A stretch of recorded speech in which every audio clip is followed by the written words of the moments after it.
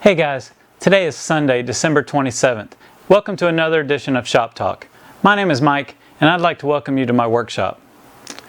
Well, in case you didn't notice, I'm at a different area in the workshop today than I normally am when I'm doing the Shop Talk updates. Why is that, you might ask? Well, I do have the sticker cabinet in the background, as you can see, but I don't have any stickers yet to put on there. So you might notice this light just over my left shoulder is lit, and that happens to be the light that's on my new bandsaw.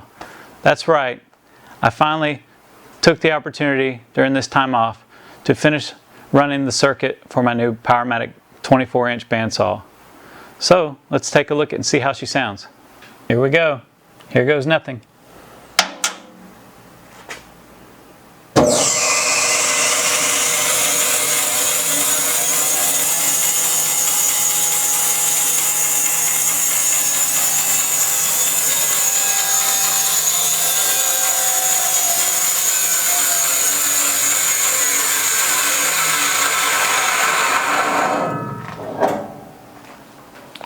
Wow, that is music to my ears.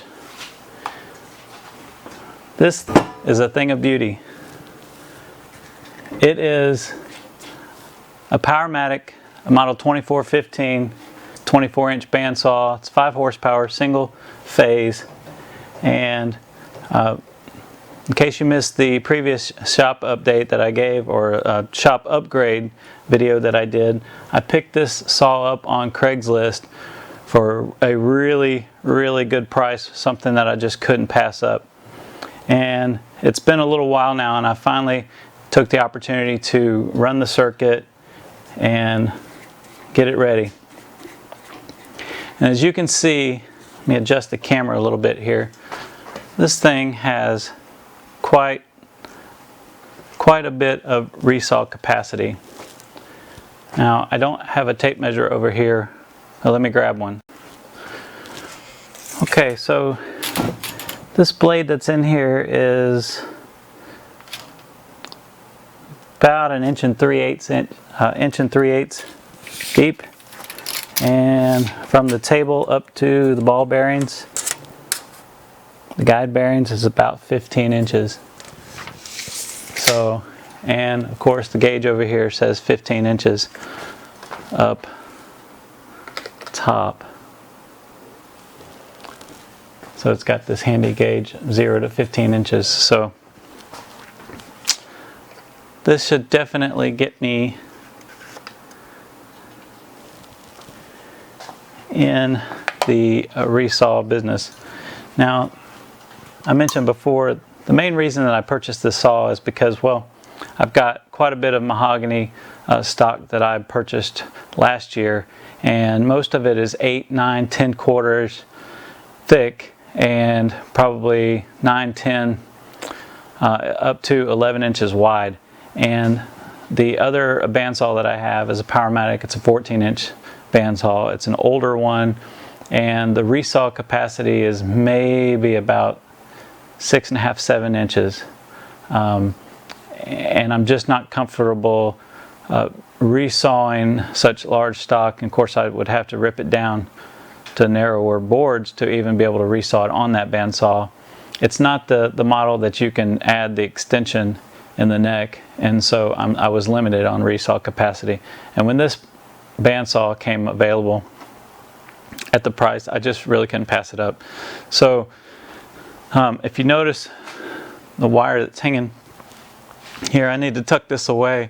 I just used some wire that I had on hand. It's not really the best wire for this. It's the right gauge. It's 10 gauge wire, but it's UF. It's direct buried type wire, so it's solid conductor. It's not really the best application for it, but it's what I had. My shop is about 30 feet in width, and I just used that, ran it in the overhead, and the difficulty was getting it down into the breaker box. So when we first moved here, this shop was completely unfinished. So all of the studs were exposed. There was no insulation. The attic space was completely exposed. And I wired the shop. I ran a 100 amp sub panel out from my main circuit breaker on the side of my home, out to the shop, came into the wall from the bottom and up into the wall into the panel.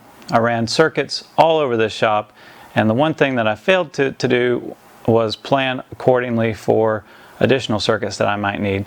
Thinking that I had covered all the bases and ran plenty of circuits, I never dreamed of needing a 240 volt outlet over on this far wall, which is the south wall of my workshop, or anything such as this bandsaw. So I didn't leave a chase or anything, and so I'm gonna leave you with how I was able to add a chase into that panel, which is already recessed and behind sheetrock, with the least amount of damage done to the wall, which will still leave me the ability to be able to run additional circuits down into that panel. So other than that, I really haven't had any opportunities to be out in the shop over this holiday week, or 5 days or so that I've been off work, with family in town and things going on. It really just the only opportunity I had to come out here was to bring the tools that I got for Christmas, and so I'll show you those real quickly here. Okay, so this is the normal area of the shop where I film these updates. The only difference is, and normally the camera's facing that back wall, which is the east wall of my workshop, and I'm turned around in this direction so that you can see the status of this tiered toy storage cabinet. So if you've been watching my videos for a while, or follow me on Instagram, you may have seen that I'm building these toy storage organization units. They're modeled after the IKEA Trofast system, and mainly for cost reasons, I was able to build these units out of birch ply and some scrap mahogany that I salvaged from an old headboard. And so I've built 2 units that are just low bench height units that store about 9 of these smaller trays or bins. And now I'm in the process of building 2 of these tiered units. They're going to be mirror images of one another, and it just gives you a lot of flexibility in the size and shape and of different toys and things that might be stored in these units. I'm really pleased with the way that these units are turning out. I didn't have any plans. I basically just sketched them up on paper by hand and ordered all of these trays and calculated how much clearance I wanted to have above and below each tray. And basically you design your dados for these smaller trays, and then these larger ones can be substituted for 2 or 3 of the smaller trays, depending on what size bins you want to use. So let me know what you think. These are again, they're certainly not original. The only thing different is the material that I'm using. So I hope everyone had a Merry Christmas, and if you didn't get a chance to spend any time in your workshop, maybe you at least got some tools for Christmas.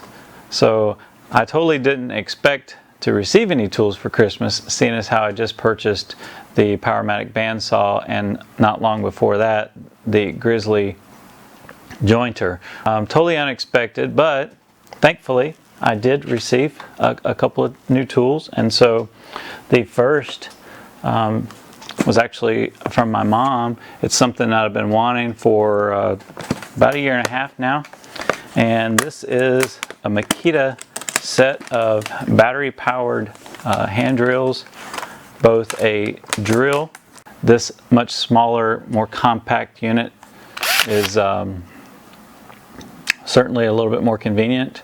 I've read mixed reviews, but ultimately I've seen folks that are using them that they're happy with them. They got the little integrated LED, it's 2-speed on the drill driver, and of course the impact wrench as well, and battery charger. And they come in this little case. It's a decent little case, although I'm in the process of building a drill storage rack, if you will, modeled after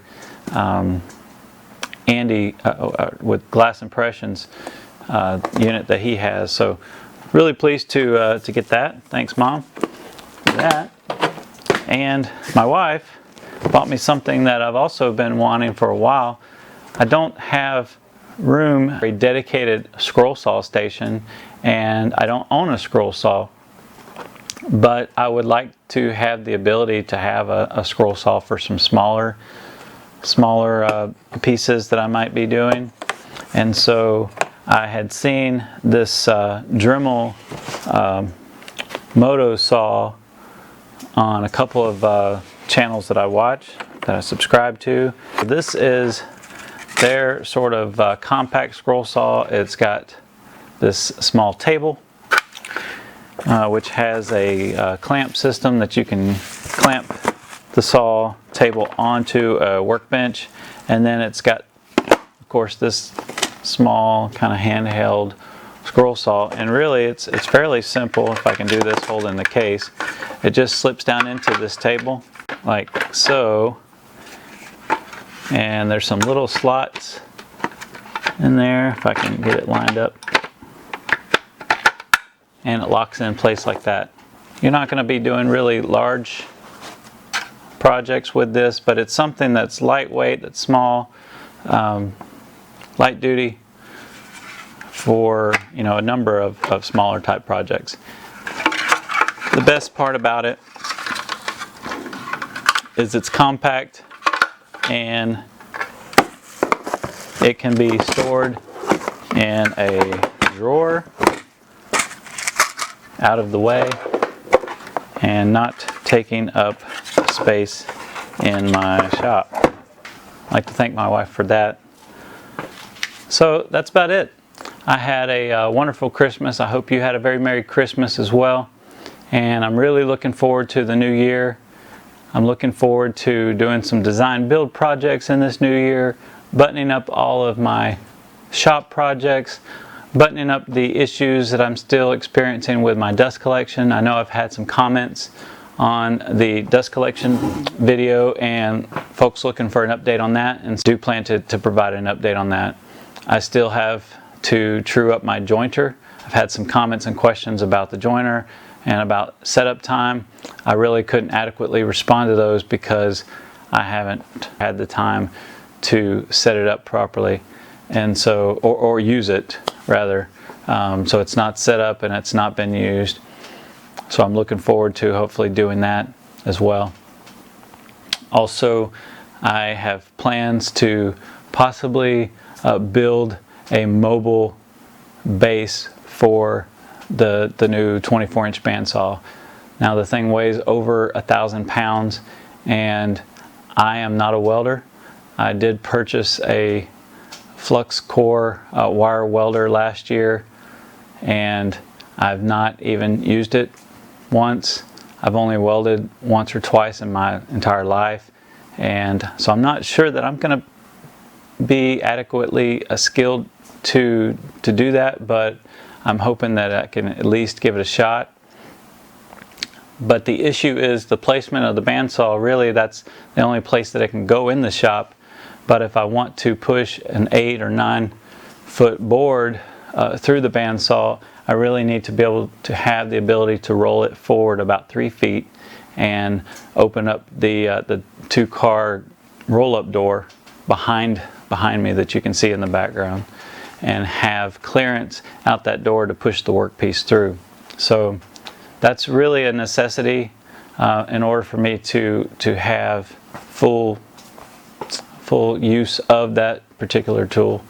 So that's another project that I plan on working on in the near future, in the coming year. Let's see what else. Some more shop organization projects, and I do hopefully plan on getting into some actual furniture builds as well.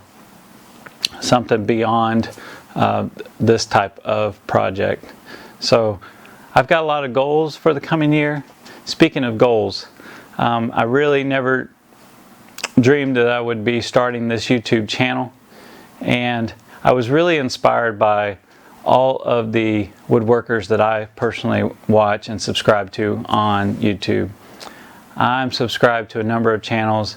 I think I mentioned in one of my shop updates where I did all the stickers on the sticker cabinet that Jay Bates may have been the first channel that I subscribed to, and actually that was incorrect. It was the Wood Whisperer, Mark Spagnolo, and that's been several years back. And so watching Mark and Jay and Matt Cremona and Nick Ferry and just a number of video woodworkers, I can't mention all of them. I've just really been inspired by these guys that have regular day jobs, many of them when they started at least, and are doing this and putting out this content for everyone to enjoy. I personally have learned so much. I'm not a skilled, I wouldn't say a professionally skilled woodworker by any means. I am a hobbyist. I enjoy the craft, and I enjoy the process. And I have learned and I have honed my skills over the years, but I still have a lot to learn. With that said, I know that I too have something to offer to this community. And so that's really what inspired me, and it's something that I enjoy. It's something that I have fun at. It's certainly not my aspiration to quit my day job and do this full time. I have no desire to do that. I love my job. This is my hobby, and it's something that I enjoy. But I do hope to devote a decent amount of time to this. I don't want to just be a casual video woodworker on YouTube. I really hope to have some regularity too, and that's why I've been doing these shop updates. One, so that I can get comfortable in front of the camera talking to my audience, and two, to of course build up my library of video content, but really to get me to that next level where I can attempt to move into another phase of this and doing design build projects. One of them certainly is these units that I've been building. I've been filming all of that content, and I plan to try to compile it and put it together into a build video. So I've really gone on and on, probably rambled way too much, and probably will make this shop update entirely too long, and I'm sure that many people will have dropped off long before now. However, I have goals for this channel for this year. I've set a personal goal of trying to reach 10,000 subscribers by the end of this year. It's a very lofty goal, and it may be a goal that I can't obtain, but hey, I want to set my goals high, and so that's what it is. I need your help.